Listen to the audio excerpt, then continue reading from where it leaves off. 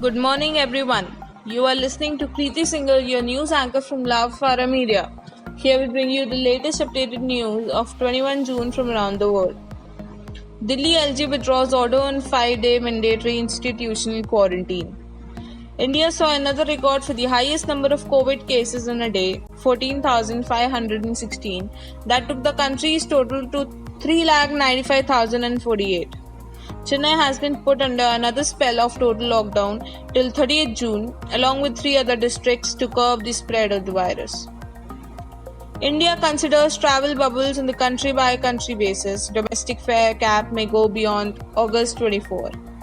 India will from the next month look at creating travel bubbles with countries that allow access to its citizens and vice versa, while immediately scaling up the Vande Bharat mission repatriation exercise. PMO issues clarification over Modi's comments that no one entered Indian territory.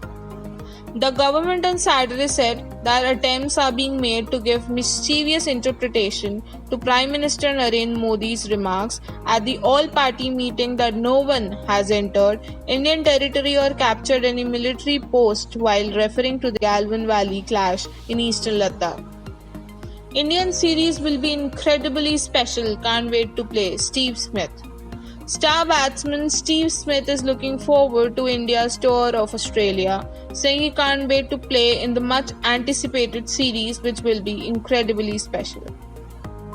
IAF determined to deliver, won't let sacrifice of braves of Galwan go in vain, Air Chief. Indian Air Force Chief RKS Bhadauria on Saturday said the sacrifice of the brave of Galwan would not go in vain after the killing of 20 Indian soldiers in a violent clash with China on June 15 in Ladakh. Australia hints at Chinese cyber attack, Japan, Vietnam, 2 ruled by Beijing. India isn't the only countries in China's crosshairs right now.